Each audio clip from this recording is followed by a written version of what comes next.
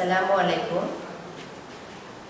Bogura YMCA public স্কুলের পক্ষ থেকে অনলাইন ক্লাসে তোমাদের সবাইকে স্বাগত।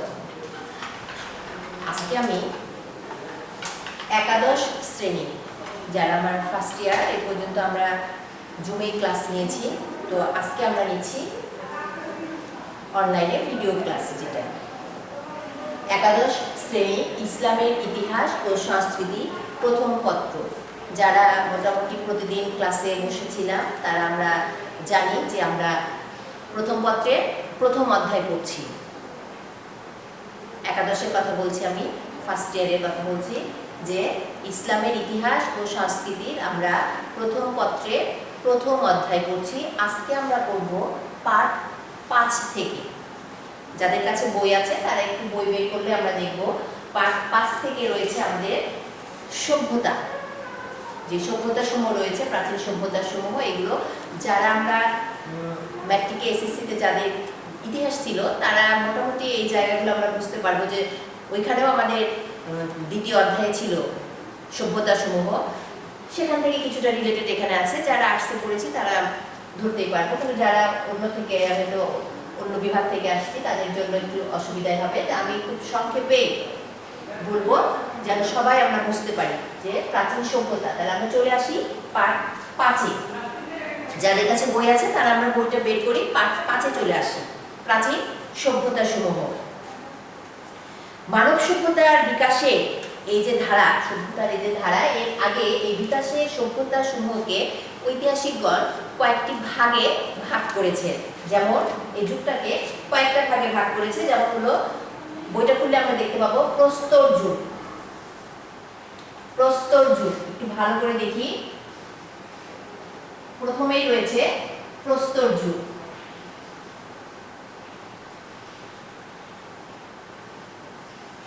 প্রস্তর যুগ এ পর্যায়ে অর্থাৎ প্রস্তর যুগে মানুষের ব্যবহার্য হাতিয়ার তৈরির মূল উপাদানই ছিল পাথর। অর্থাৎ বলছে প্রস্তর মানে তো পাথর, তাহলে বলছে যে এই পর্যায়ে মানুষের হাতিয়ার বলতে ব্যবহার্য, নিত্য ব্যবহার্য যে হাতিয়ার, এগুলোর মূল উপাদান ছিল পাথর। এই যুগ অর্থাৎ প্রস্তর যুগকে আবার বলছে যে 2 ভাগে বিভক্ত। প্রস্তর যুগকে আবার 2 ভাগে ভাগ করা হয়েছে। পুরোপলীয়, যাদের কাছে বই আছে আমরা একটু তারা বই খুললে এই বানানগুলো দেখতে পাবো। পুরোপলীয়, আরেকটা হলো নবপলীয়। পুরোপলীয় আর নবপলীয়। তাহলে প্রথমে বলছে যে প্রথম যুগটাকে বলা হচ্ছে প্রস্তর যুগ, যেটা পাথরের যুগ। এ পর্যায়ে মানুষের ব্যবহার্য যে হাতিয়ার তার মূল উপাদান ছিল প্রস্তর। এই প্রস্তর যুগটাকে আবার 2 ভাগে ভাগ করছে, পুরোপলীয় আর নবপলীয়। পুরোপলীয় আবার কাকে বলে, এগুলো কিন্তু আমার অনুধাবনে ছোট ছোট প্রশ্নতে আসে, এই জন্য আমরা শর্টকাট করে এগুলো জেনে নিব যে পুরোপলীয় কি, নবপলীয় কি, প্রস্তর যুগ কি। পৃথিবীর প্রথম পর্যায়ে মানে প্রথম যথার্থ মানুষের আবির্ভাব ঘটেছিল এইখান থেকে, মানে এখন থেকে প্রায় 20 লক্ষ বছর আগে। অর্থাৎ বলছে যে পৃথিবীতে যে প্রথম যথার্থ মানুষের আবির্ভাব ঘটে সেটা আজ থেকে বা এখন থেকে 20 লক্ষ বছর আগে। সেই সময় মানুষকে বলা হতো আদিম মানুষ। এটা আমরা পুরোপলীয় যুগটা বলছি, পুরোপলীয় যুগ করতেছি, আদিম মানুষ। তাহলে এর কি করতো, আদিম মানুষ জীবিকা নির্বাহ করার জন্য গাছের ফল মূল পাতা, পশু পাখি শিকার এগুলো করে জীবন ধারণ করত। এখন যখন পশু পাখি শিকার করতে যায় তখন তো একটা কোনো কিছু দরকার, যে কি দিয়ে তারা আঘাত করবে, এ করবে। এই সময় তারা পাথর, এই যে প্রথম যে আমরা পড়তেছি প্রস্তর, পাথর, এই পাথর দিয়ে তারা হাতিয়ারটা আবিষ্কার করা শিখে। এবং এই যে পশু পাখিগুলো শিকার করে এগুলো খাওয়ার জন্য, ঝলসেই খাওয়া হোক যেভাবে হোক, একটু আগুনের দরকার। তাহলে সেটা কি হলো, তারা প্রথমে পাথরে বসে বসে আগুন জ্বালানো শিখল। তাই এই সময়টাকে বলা হচ্ছে পুরোপলীয় যুগ বা পাথরের যুগ। এরপরে যেটা আমরা বলছি সেটা হলো নবপলীয়। এ পর্যায়ের শেষ প্রান্তে অর্থাৎ বলছে যে পুরোপলীয় যুগের শেষ প্রান্তে এসে মানুষ কৃষির আবিষ্কার শেখে। ওই সময়টা আমরা যেটা পুরোপলীয় যুগ, তখন তো সেই সময়টাকে মানুষকে আমরা আদিম মানুষ বলছি। তারা এগুলো কিছুই জানতো না কৃষিকাজ, তারা গাছের ফল মূল এগুলো খেয়ে পশু পাখি শিকার করে সেগুলো খেয়ে জীবন ধারণ করতো, কৃষিকাজটা শেখে নেয়। কিন্তু বলছে যে পুরোপলীয় যুগের শেষে যখন নবপলীয় যুগটা শুরু হলো, এই সময় এসে মানুষ কৃষিকাজ শেখে। তখন তারা কৃষিকাজ করার জন্য পশুপালন, কিভাবে কৃষিকাজ করতে হবে এইসব করতে যে তারা দলবদ্ধভাবে বসবাস করা শিখলো। অর্থাৎ আদিম যুগের যে অবস্থা এটা শেষ হয়ে গেল, এখন এসে মানুষ দলবদ্ধভাবে বসবাস করতে শিখলো। আর এই সময়ে মানুষের সামাজিক সংগঠনের বিকাশ ঘটে, যখন মানুষ একত্রে বসবাস শিখলো, কৃষিকাজ শিখলো, পশুপালন করা শিখলো, সেগুলো পশু পাখি দিয়ে কৃষিকাজগুলো পশু দিয়ে যেমন কৃষিকাজ করা শিখলো, তখন আস্তে আস্তে মানুষ দলবদ্ধভাবে বসবাস করতে যেয়ে এই সময় নবপলীয় যুগে এসে মানুষ সামাজিক সংগঠনের বিকাশ ঘটে। তবে এই সময় অর্থাৎ বলছে এই যে নবপলীয়, এই সময় কিন্তু মানুষ সে লিখন পদ্ধতি আবিষ্কার হওয়ার লিখন পদ্ধতি এই সময়ও আবিষ্কৃত হয়নি। অর্থাৎ নবপলীয় যুগে এই সময় মানুষের মধ্যে লিখন পদ্ধতিটা আবিষ্কৃত হয়নি, যার ফলে এই যে নবপলীয় যুগ, এই যুগে লিখিত কোনো তথ্য পাওয়া যায় না। তাই এই সময়টাকে প্রাগৈতিহাসিক যুগও বলা হয়।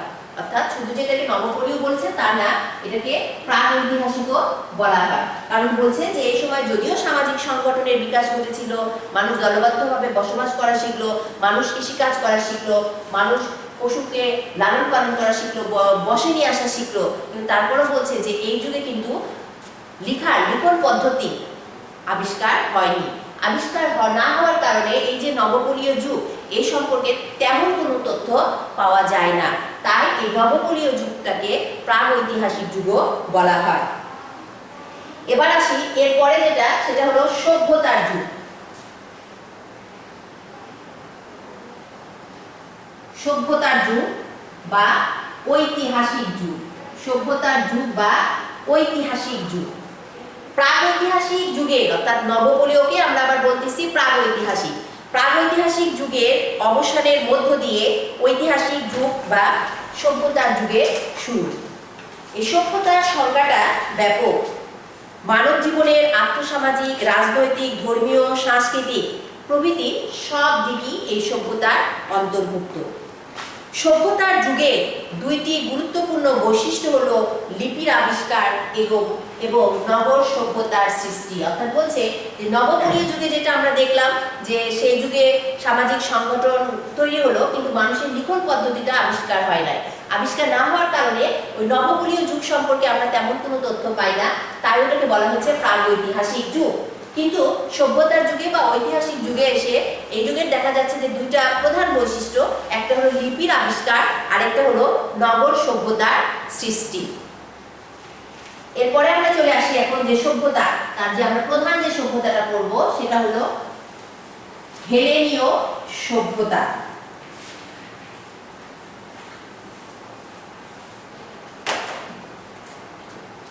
খ্রিস্টপূর্ব 661 খ্রিস্টাব্দে গ্রিক সম্রাট আলেকজান্ডার পারস্য বিজয়ের পর প্রাচ্য ও পাশ্চাত্য সভ্যতার ভাবের বিনিময় ঘটে। পারস্পরিকভাবে বিনিময়ের ফলে এক উন্নত সভ্যতা জন্ম লাভ করে, যা ইতিহাসে হেলেনীয় সভ্যতা নামে পরিচিত। এটা আমরা বইয়ে দেখো আছে, এটা আমরা পরে আরেকটু ভালো করে জানবো পরবর্তীতে। তার আমরা প্রথমেই যেটা আমরা পড়বো সভ্যতার যেটা প্রথম সভ্যতা রয়েছে, আমরা দেখো পার্ট 6 মিশরীয় সভ্যতা। মিশরীয় সভ্যতা পার্ট 6 বের করো, পার্ট 6 দেখো আছে মিশরীয় সভ্যতা।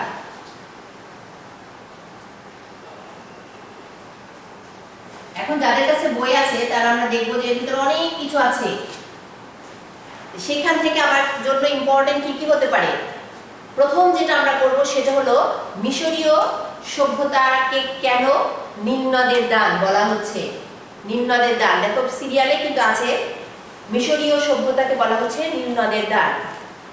ইতিহাসের জনক হেরোডোটাস এই সভ্যতাকে বলেছিল নীল নদের দান, কারণ মিশর হলো নীল নদের তীরে অবস্থিত এবং প্রতি বছর দেখা যায় যে বন্যা হয়। বন্যার ফলে এই নীল নদের দুকুল ছাপিয়ে যায়, এবং দূর পর্যন্ত এর যে পলিটা জমে এখানে প্রচুর শস্য উৎপাদন হতো, যার জন্য এই নীল নদকে বলা হচ্ছে মিশরীয় সভ্যতার দ্বার। আর এই কারণে ইতিহাসের জনক হেরোডোটাস এটাকে মিশরীয় সভ্যতাকে নীল নদের দান বলে উল্লেখ করেছেন। এটা নিচে একটু আমরা আন্ডারলাইন করে রাখি, এটা কিন্তু আমাদের একটা ইম্পর্টেন্ট প্রশ্ন। এরপরে যেটা আছে সেটা হলো মিশরীয় সভ্যতার ধর্মীয় ক্ষেত্রে তাদের কি অবদান। মিশরীয়দের ধর্মীয় অবদান, মিশরীয়রা বিভিন্ন প্রাকৃতিক শক্তিকে দেবতা মেনে পূজা করত। তারা বিশ্বাস করত প্রকৃতিকে দেবদেবীরা নিয়ন্ত্রণ ও পরিচালনা করে। সূর্যের দেবতা রা বা রে ছিল তাদের দেবদেবীর রাজা। মিশরীয় সম্রাট বা ফারাও, মিশরীয়রা তাদের সম্রাটকে ফারাও বলতো। দেখো এখানে আছে ফারাও শব্দটা আছে, তাদের সম্রাটকে ফারাও নামে করতো। এই যে মিশরীয় সম্রাট বা ফারাও, তাদেরকে তারা মিশরীয়রা স্বর্গের প্রতিনিধি বলে সম্মান করত এবং দেবতা রূপে তাদেরকে সম্মান করত।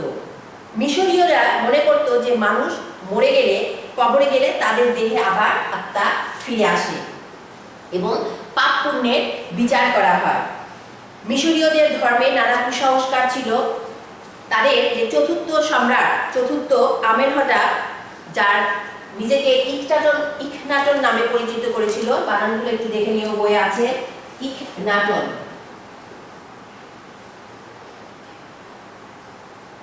নামে পরিচিত। তিনি প্রথম একেশ্বরবাদ এই মতবাদটি বা ধারণাটা তিনি দেন। এরপরে যেটা আছে সেটা দেখো পিরামিড, পিরামিডের অবদান। এই যে মিশরীয়রা বিশ্বাস করত যে কবরের পরে তাদের আত্মাটা আবার ফিরে আসবে এবং পাপ পুণ্যের বিচার করা হবে। এই জন্য আত্মাটাকে তারা কি করত, সংরক্ষণ করে মমি আকারে রেখে দিত। আর এই মমিগুলোকে রাখার জন্যই তারা আস্তে আস্তে পিরামিড তৈরি করা শিখে। এটাই তাদের স্থাপত্যের একটা প্রথম নিদর্শন, যে এইভাবে তারা আস্তে আস্তে পিরামিড তৈরি করা শিখে। এই জন্য মিশরীয়দেরকে বলা হচ্ছে শ্রেষ্ঠ নির্মাতা। এরকম দেখা যায় যে ৮০টিরও বেশি পিরামিড রয়েছে, তার মধ্যে ৭০টির অস্তিত্ব এখনো টিকে রয়েছে। সবচেয়ে যে বড় পিরামিড সেটা হলো ফারাও, এটা কিন্তু আমাদের পরীক্ষায় আসে, ফারাও খুফুর পিরামিড সবচেয়ে বড় পিরামিড। এই আত্মাগুলোকে, মমিগুলোকে সংরক্ষণ করতে যেয়ে মিশরীয়রা আস্তে আস্তে এই পিরামিড তৈরি করে এবং বলছে যে প্রায় ৮০টির মতো পিরামিড ছিল, এর মধ্যে ৭০টির অস্তিত্ব এখনো রয়েছে। তার মধ্যে সবচেয়ে যেটা বড় হলো সেটা হলো ফারাও খুফুর পিরামিড। এটি বলছে যে ১৩ একর জমির ওপর নির্মিত। ফারাও খুফুর পিরামিডটা আমরা একটু আন্ডারলাইন করে রাখি, এটা আমাদের পরীক্ষায় আসে। বলছে ১৩ একর জমির ওপর নির্মিত, দৈর্ঘ্যে ৭৫৫ ফুট, উচ্চতা ৪৮১ ফুট। ১,০০,০০০ শ্রমিকের ২০ বছর সময় লেগেছিল এই ফারাও খুফুর পিরামিডটা তৈরি করতে। এরপরে যেতে তাদের আরেকটা গুরুত্বপূর্ণ স্থাপত্য রয়েছে যার নাম হলো স্ফিংকস। দেখো বানানগুলো একটু দেখে নাও।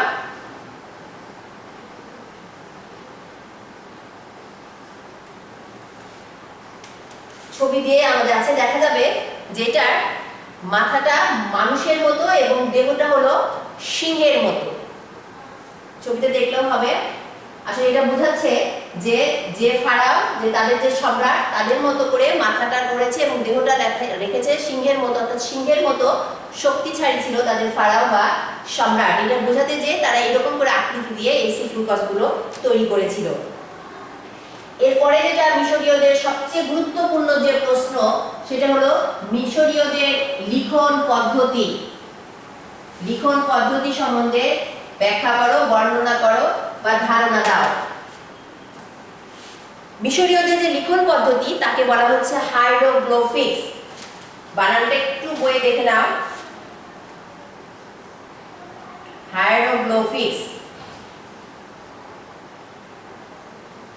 হাইরোগ্লিফিক্স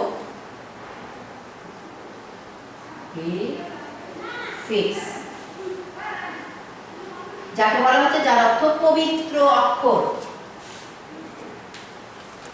পবিত্র অক্ষর। এর তিনটি রূপ ছিল। চিত্রভিত্তিক, অক্ষর ভিত্তিক এবং বর্ণ ভিত্তিক। প্রথমে এগুলো তৈজসপত্র, পাথরের ফলক বা কবরের গায়ে খোদাই করে লেখা হতো। এই পদ্ধতিতে 750টি, কখনো বলা হচ্ছে 24টি চিত্রলিপি পাওয়া যায়। মিশরীয়দের প্রথম যে লিখন পদ্ধতি তাকে বলা হয় হায়ারোগ্লিফিক, যার অর্থ হলো পবিত্র লিপি বা পবিত্র অক্ষর। বলতেছে এর 3টি ভাগ ছিল, চিত্রভিত্তিক, বর্ণভিত্তিক, অক্ষর ভিত্তিক। এগুলো প্রথম দিকে তৈজসপত্র, পাথরের ফলক, কবরের গায়ে এগুলোতে খোদাই করে লেখা হতো। বলা হচ্ছে এরকম, কোথাও কোথাও বলছে 750টি, কখনো বা বলা হচ্ছে যে 24টি এরকম চিত্রলিপি পাওয়া যায়। আরেকটি মিশরীয়দের যেটা গুরুত্বপূর্ণ অবদান সেটা হলো কাগজ আবিষ্কার। এটাও কিন্তু আমাদের ইম্পর্টেন্ট, আমরা পরের পৃষ্ঠাতে দেখবো আছে প্যাপিরাস। বলছে যে নীল নদের তীরে এই একটা উদ্ভিদ জন্ম হতো প্যাপিরাস নামে।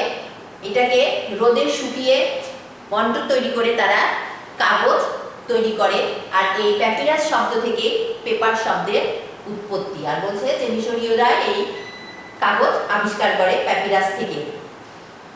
এরপরে সবশেষে যেটা আছে মিশরীয়দের সমাজ ব্যবস্থা। বলছে যে মিশরীয় সমাজ মাতৃতান্ত্রিক। এখানে সমাজটা 3 শ্রেণীতে বিভক্ত ছিল, উচ্চ শ্রেণী, মধ্যম শ্রেণী এবং নিম্ন শ্রেণী। উচ্চ শ্রেণীতে কারা ছিল? ফারাও বা রাজা, রাজদরবারের গণ্যমান্য ব্যক্তি, পুরোহিত, ভূস্বামী, এরা ছিল উচ্চ শ্রেণীতে। আর মধ্যম শ্রেণীতে ছিল বণিক, সাহিত্যিক, কারিগরি ও অন্যান্য পেশাজীবীরা। আর সবচেয়ে যেটা 3 নম্বরে যেটা রয়েছে নিম্ন শ্রেণী, সেখানে ছিল ভূমিদাস, সেবাদাস, কৃতদাস বা নিম্ন শ্রেণী। সমাজে শিক্ষা গ্রহণের সুযোগ ছিল, বিদ্যালয়গুলো ছিল অবৈতনিক, অবৈতনিক ব্যবস্থাটা ছিল। তাহলে এই হলো আমাদের মিশরীয় সভ্যতা। আমি আরেকবার একটু বলে দিই যে মিশরীয় সভ্যতা থেকে আমার জন্য ইম্পর্টেন্ট কি কি। প্রথমেই যেটা আমরা দেখব নীল নদের দান, এটা কিন্তু আমার করতেই হবে, কোনো না কোনো ভাবে আমি এই প্রশ্নটা পাবই। মিশরের নীল নদের দানের অবদান, মিশরের লিখন পদ্ধতি, মিশরীয়দের ধর্ম বিশ্বাস। ঠিক আছে, এরপরে আমরা যেটা চলে আসবো পার্ট 8 এ চলে আসো। দেখো সুমেরীয় সভ্যতা। সুমেরীয়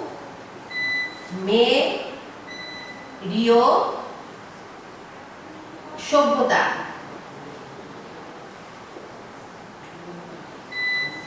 সুমেরীয় সভ্যতা পরের পার্টে আছে, আমি আজকে দেখি পার্ট 8 এ। এখানে কি বলছে? আধুনিক ইরাকের টাইগ্রিস ও ইউফ্রেটিস নদীর অববাহিকায় পর্যায়ক্রমে কয়েকটি সভ্যতার উন্মেষ ঘটে। একই ভূখণ্ডে গড়ে ওঠায় এই সভ্যতাগুলোকে একত্রে মেসোপটেমীয় সভ্যতা নামে পরিচিত। মেসোপটেমিয়াম একটি গ্রিক শব্দ, যার অর্থ হলো 2 নদীর মধ্যবর্তী ভূমি। এগুলো একটু আমরা আন্ডারলাইন করে রাখি, এগুলো আমাদের জ্ঞানমূলক প্রশ্নের জন্য। যে মেসোপটেমিয়াম গ্রিক শব্দ, যার অর্থ হলো 2 নদীর মধ্যবর্তী ভূমি। এই অঞ্চল অর্ধচন্দ্রাকৃতির উর্বর ভূমি নামেও পরিচিত। মেসোপটেমিয়াম সভ্যতার মধ্যে সবচেয়ে প্রাচীন ও সমৃদ্ধ সভ্যতাই হলো সুমেরীয় সভ্যতা। তাহলে দেখো যে সুমেরীয় সভ্যতাটা আমাদের কোথা থেকে আসলো? যে মেসোপটেমিয়াম সভ্যতা রয়েছে, সেখানে বেশ কিছু সভ্যতা রয়েছে, তার মধ্যে সবচেয়ে যেটা প্রাচীন সমৃদ্ধ সভ্যতা সেটাই হলো সুমেরীয় সভ্যতা। মেসোপটেমিয়াম আবারও বলি গ্রিক শব্দ, যার অর্থ হলো 2 নদীর মধ্যবর্তী ভূমি। এটাকে আবার অর্ধচন্দ্রাকৃতির ভূমিও বলা হয়। কয়েকটি নগরকে কেন্দ্র করে সুমেরীয় সভ্যতার বিকাশ ঘটে। এই সভ্যতায় নগর রাষ্ট্রের প্রধানদের পদবি ছিল পাতেজি। পাতেজিরা একাধারে ধর্মযাজক, সমরনেতা, সেচ ব্যবস্থার নিয়ন্ত্রক। সুমেরীয়দের আয়ের উৎস ছিল কৃষি। সুমেরীয়দের সমাজ ব্যবস্থাও 3টি শ্রেণীতে বিভক্ত ছিল, যেমন আমরা মিশরীয়তে পড়লাম উচ্চ শ্রেণী, মধ্যম শ্রেণী, নিম্ন শ্রেণী। সুমেরীয়দের ক্ষেত্রেও তাই ছিল যে 3 শ্রেণীতে বিভক্ত ছিল। এবার আসি সুমেরীয়দের লিখন পদ্ধতি। যেরকম করে আমরা মিশরীয়দের লিখন পদ্ধতিটা জেনেছিলাম, ঠিক সেইভাবে সুমেরীয়দের লিখন পদ্ধতি। প্রথম দিকে মিশরীয়দের মতো তাদেরও লিখন পদ্ধতি ছিল চিত্রভিত্তিক। পরবর্তীতে নিজেদের লেখাকে গতিশীল করতে তারা নতুন লিখন পদ্ধতি উদ্ভাবন করে, যাকে বলা হয় কিউনিফর্ম বা কিলকাকার। বানানটা একটু দেখে নাও যাদের কাছে বই আছে।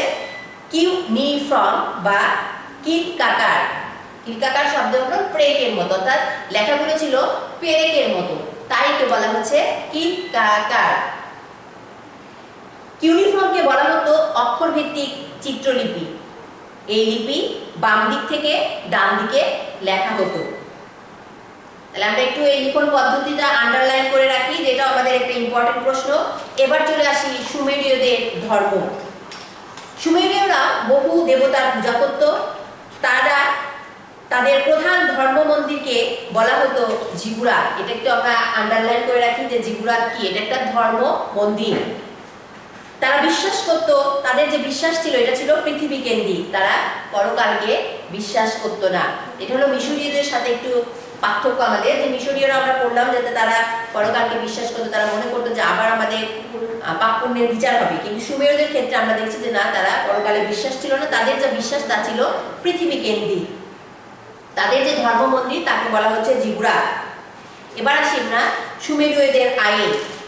সুশৃঙ্খল সুন্দর জীবনযাপনের জন্য তারা আইন কাঠামো গড়ে তোলে। সুমেরীয় সম্রাট ডুঙ্গি এই আইন প্রণয়ন করে। সুমেরীয় আইনের ধারা ছিল কঠোর প্রকৃতি। সাধারণভাবে একে বলা হতো প্রতিশোধকমূলক আইন। সুমেরীয় সভ্যতায় আমরা যেটা ইম্পর্টেন্ট সেটা হলো আমাদের লিখন পদ্ধতি, সুমেরীয়দের ধর্ম এবং সুমেরীয়দের আইন। এবার আমরা চলে আসি পরের পাঠে, পাঠ 9। দেখো, ব্যাবিলন এবং হিব্রু সভ্যতা। পাঠ 9 আসি আমরা। পাঠ 9, ব্যাবিলনীয় ও হিব্রু সভ্যতা। মেসোপটেমিয়া অঞ্চলে সুমেরীয়দের ধ্বংসস্তূপের ওপর ইউফ্রেটিস নদীর তীরে ব্যাবিলনীয় সভ্যতার সূচনা। আমরা প্রথমেই পড়েছিলাম যে মেসোপটেমিয়ার বেশ কিছু সভ্যতা হয়, যার মধ্যে সবচেয়ে প্রাচীন হলো সুমেরীয়। এখন বলছে যে সুমেরীয়র পরে ধ্বংসস্তূপের উপর ইউফ্রেটিস নদীর তীরে যে সভ্যতার সূচনা হয় তাকে বলা হচ্ছে ব্যাবিলনীয় সভ্যতা। ব্যাবিলন শব্দটি বাবিল শব্দ থেকে এসেছে, যার অর্থ হলো দেবতার শহর। এখানে একটু আমরা আন্ডারলাইন করে রাখি যে ব্যাবিলন শব্দটি বাবিল শব্দ থেকে এসেছে, যার অর্থ হলো দেবতার শহর। আরব ঐতিহাসিকগণ একে উম্মুল বিলাদ বা সভ্যতার জন্মভূমি বলে। তাহলে কিন্তু আমরা ব্যাবিলন সভ্যতারও বেশ কিছু নাম পড়লাম, যে দেবতার শহর বলা হচ্ছে, উম্মুল বিলাদ বা সভ্যতার জন্মভূমি বলা হচ্ছে। ব্যাবিলনীয়দের শ্রেষ্ঠ শাসক রাজা হাম্মুরাবি, তিনি কোড অফ হাম্মুরাবি নামে বিখ্যাত আইন সংহিতা প্রণয়ন করে ইতিহাসে অমর হয়ে আছে। সম্রাট নেবুচাদনেজার তার প্রিয়তমা স্ত্রীর রক্ষার্থে ব্যাবিলনের দেয়ালের ওপর মনোরম উদ্যান গড়ে তোলেন, যা ব্যাবিলনের শূন্য উদ্যান বা ঝুলন্ত উদ্যান নামে পরিচিত। ব্যাবিলনীয়দের নিজস্ব ভাষা ও 350টি ধ্বনি ছিল। তাদের সাহিত্যের বড় উদাহরণ হলো কিউনিফর্ম লিপিতে লেখা। কিউনিফর্মটা আমরা এর আগেও পড়েছি, সুমেরীয়দের যে কিউনিফর্ম বা কিলকাকার বলা হতো। এই কিউনিফর্ম চিত্রলিপিতে লেখা ব্যাবিলনীয়দের একটা বড় সাহিত্য, যার নাম হলো গিলগামেশের মহাকাব্য। এটাও কিন্তু আমাদের জ্ঞানমূলকে আসে, আমরা একটু আন্ডারলাইন করে রাখি। এদের ধর্ম, এদের মানে ব্যাবিলনীয়দের কথা বলছি, যে ব্যাবিলনীয়দের ধর্ম সুমেরীয়দের চেয়ে পরিমার্জিত ছিল। তাদের প্রধান দেবতা ছিল মার্ডক। মার্ডকের ভাই তাম্বাস ছিল তাদের তৃতীয় গুরুত্বপূর্ণ দেবতা। এদের ধর্মীয় বিশ্বাসে পরকালের কোনো ধারণা ছিল না। এটা আমরা যেটুকু জানলাম সেটা হলো ব্যাবিলন সম্পর্কে, যে মেসোপটেমিয়ামে বিভিন্ন রকমের সভ্যতা ছিল, তার মধ্যে সবচেয়ে যেটা প্রাচীন চলে আসছিল সেটা আমরা বললাম সুমেরীয়।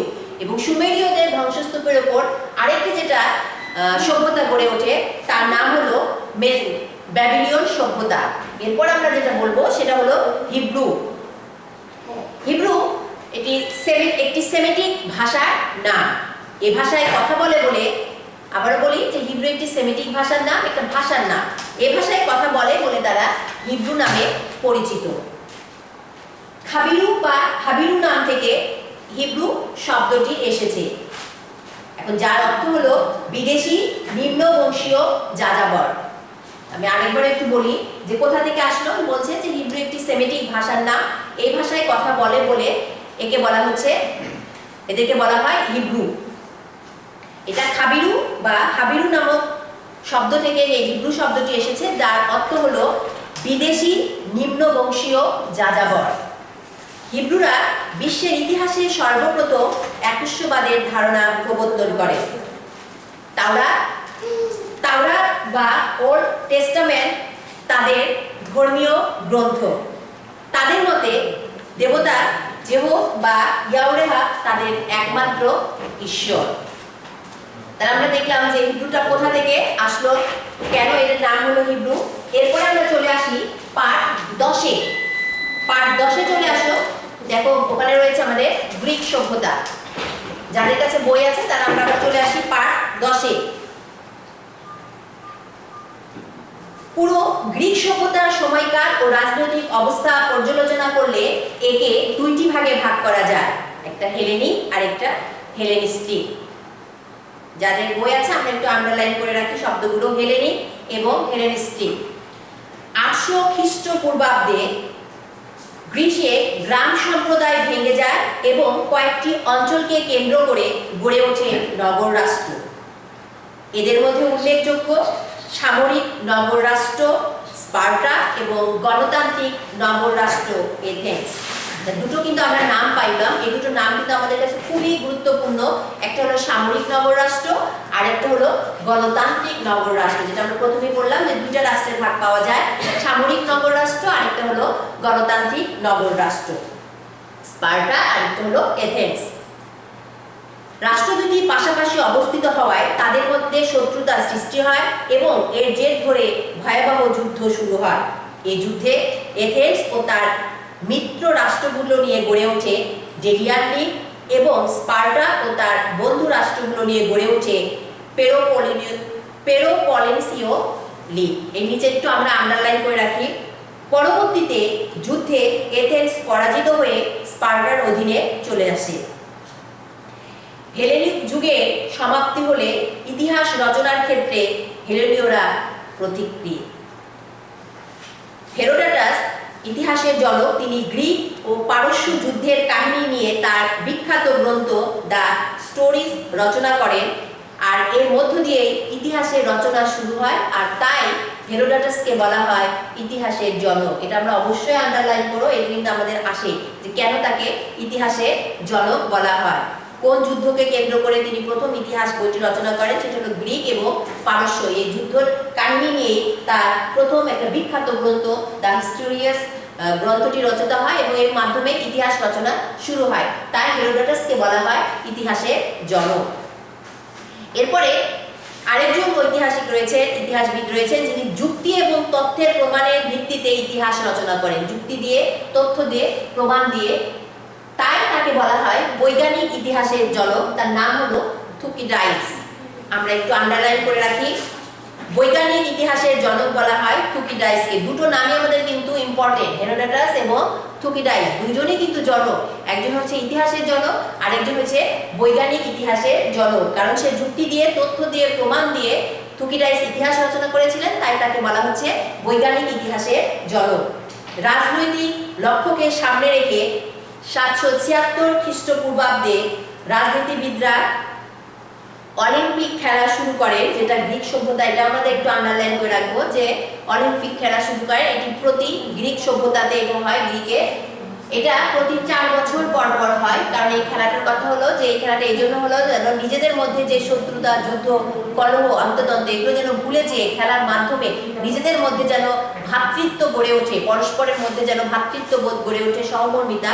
এই জন্যই এই খেলার, অলিম্পিক খেলার আয়োজন করা হয়, যেটা গ্রিসে 776 খ্রিস্টপূর্বাব্দে এই অলিম্পিক খেলা শুরু হয়, যা প্রতি 4 বছর পর পর অনুষ্ঠিত হয়। এরপরে আমরা সবশেষে চলে আসব পাঠ 11-তে, রোমান সভ্যতা। যাদের কাছে বই আছে তারা একটু আমরা বের করি পাঠ 11, রোমান সভ্যতা। গ্রিক সভ্যতা ম্লান হওয়ার আগে রোমান সভ্যতার বিকাশ ঘটে। ভূমধ্য সাগরীয় অঞ্চলের ইতালীয় ছোট্ট শহর রোমকে কেন্দ্র করে রোমান সভ্যতা গড়ে ওঠে। নির্বাসিত দুই রাজপুত্র রোমিউলাস ও রোমাস সিংহাসন পুনরুদ্ধার করে খ্রিস্টপূর্ব 753 অব্দে রোম নগরী প্রতিষ্ঠা করে এবং রোমিউলাসের নাম অনুসারে নাম রাখা হয় রোম। রোম 7টি পর্বতের উপরে অবস্থিত হওয়ায় একে 7 পর্বতের নগরী বলা হয়। এটাও কিন্তু আমাদের একটা ইম্পর্টেন্ট প্রশ্ন, যাদের কাছে বই আছে তারা একটু আন্ডারলাইন করে রাখি যে রোমকেই বলা হয় 7 পর্বতের নগরী। এবং নির্বাসিত রাজা রোমিউলাস এবং তার ভাই যখন পুনরায় সিংহাসন পুনরুদ্ধার করে রোম প্রতিষ্ঠা করে, তখন এই রোমিউলাসের নাম অনুসারে রোমের নামকরণ করা হয়। জুলিয়াস সিজারের নেতৃত্বে রোমে একনায়কতন্ত্র প্রতিষ্ঠিত হয়। তার মৃত্যুর পর রোমান সাম্রাজ্য অক্টোভিয়ান সিজার, মার্ক অ্যান্টনি, লেপিডাসের মধ্যে ভাগ হয়ে যায়। আর এই সময় তাদের তিনজনের যে একটা শাসন, এটাকেই বলা হচ্ছে ইতিহাসে ত্রয়ী শাসন। আমরা অবশ্যই এটা একটু আন্ডারলাইন করে রাখি, এটা কিন্তু পরীক্ষা আসে যে ত্রয়ী শাসন ব্যবস্থা বলতে কি বোঝো। অর্থাৎ এই রোম যখন 3টি শাসকের মধ্যে ভাগ হয়ে যায়, অক্টোভিয়ান সিজার, মার্ক অ্যান্টনি এবং লেপিডাসের মধ্যে ভাগ হয়ে যাওয়ার সময় এই সময়টাকে বলা হচ্ছে, রোমের এই সময়ের শাসন ব্যবস্থাটাকে বলা হচ্ছে ত্রয়ী শাসন ব্যবস্থা, অর্থাৎ তিনজনের যে শাসন ব্যবস্থা। এদের মধ্যে যখন শাসন ব্যবস্থার মধ্যে তিনজনের মধ্যে যখন ক্ষমতায় টিকে যায় অক্টোভিয়ান সিজার, এবং তিনি ইতিহাসে অগাস্টাস সিজার নামে পরিচিত, এবং তার সময় থেকে অগাস্টাস সিজারের সময় থেকেই সম্রাটকে ঈশ্বর হিসাবে পূজা করা হতো। রোমানদের অসাধারণ কীর্তি হলো বালিসিয়াম বা স্টেডিয়াম নির্মাণ। তাদের আমাদের স্থাপত্যের মধ্যে বললাম, তাদের একটা উল্লেখযোগ্য স্থাপত্য নির্মাণ করেন। সম্রাট হার্ডিয়ানের তৈরি মন্দির প্যান্থিয়ন, এটাও একটা অন্যতম স্থাপত্য। এরপরে আসে সবচেয়ে যে বড় একটা নাট্যশালা, যার নাম হলো কলোসিয়াম। এটা রোমানদের একটা অসাধারণ স্থাপত্য, যেখানে বলা হচ্ছে যে একসঙ্গে প্রায় 50,000 দর্শক এখানে বসতে পারত। রোমানদের যেটা সবচেয়ে গুরুত্বপূর্ণ দিক সেটা হলো আইন, রোমান আইন। বলা হয় যে আধুনিক যে বিশ্ব, আধুনিক বিশ্বের যে আইন, এটা রোমান আইনের নিকটই অনেকটা ঋণী, নির্ভরশীল। এই রোমান আইনের আবার 3টি ভাগ রয়েছে, অর্থাৎ রোমান আইনে বলা হতো যে মানুষ সবাই সমান। 3টা ভাগ রয়েছে। 3টা ভাগ হলো, দেখো বই আছে যাদের, তারা সবাই আমরা দেখতে পাবো, বেসামরিক আইন, জনগণের আইন, প্রাকৃতিক আইন। বেসামরিক আইন পালন করতে সকল নাগরিকই বাধ্য ছিল। এই আইনটা লিখিত অলিখিত 2 প্রকারই ছিল। পরবর্তী হলো জনগণের আইন। এই জনগণের আইনের জনক ছিলেন সিসেরো। মানুষের ব্যক্তিগত অধিকার রক্ষার জন্য এই আইন। এবং সবশেষে আমরা যেটা দেখবো সেটা হলো প্রাকৃতিক আইন। প্রাকৃতিক আইনের জনকও বলা হচ্ছে সিসেরোকে। এই আইনের বক্তব্য হলো প্রকৃতিগতভাবে মানুষ সমান, জন্মগতভাবে লাভ করা মৌলিক অধিকার রক্ষণ করার ক্ষমতা সরকারের নেই। বলা হচ্ছে যে আধুনিক যে আইন আমরা করছি সেই আইনটা অনেকটাই এই রোমান আইনের উপরই নির্ভরশীল। তাহলে আজকে আমরা যে প্রাচীন সভ্যতাসমূহ রয়েছে সেই সভ্যতাসমূহগুলো নিয়ে আমরা সংক্ষেপে আলোচনা করলাম, যে একেবারে মিশরীয় সভ্যতা থেকে শুরু করে রোমান সভ্যতা পর্যন্ত এর মধ্যে আমাদের কি কি ইম্পর্টেন্ট সেগুলো সহ আমরা চেষ্টা করেছি সবকিছু তুলে ধরার জন্য। এবং যেহেতু তোমাদের সামনে বই রয়েছে এবং ছোট ছোট যে প্রশ্নগুলো রয়েছে সেগুলো অবশ্যই আমাদের দেখতে হবে। আমরা ডিটেলস ওইভাবে না পড়ে আমরা যা মূল সেগুলো পড়লাম, এবং যেহেতু তোমাদের সামনে সবার বই রয়েছে আমরা এই সভ্যতাগুলো আবার আমরা একটু দেখে নিব পার্ট 5 থেকে পার্ট 11 পর্যন্ত। ঠিক আছে, আমরা আবার পরবর্তী ক্লাসে পরের পাঠটাতে চলে যাব। আজকে এই পর্যন্তই। 11 শ্রেণীর যারা আছো তারা একটু বইগুলো দেখে নিও, ভালো করে পড়ে নিও। সবাই বাসায় থাকো, ভালো থাকো, নিরাপদে থাকো। আজকে এই পর্যন্তই। খোদা হাফেজ।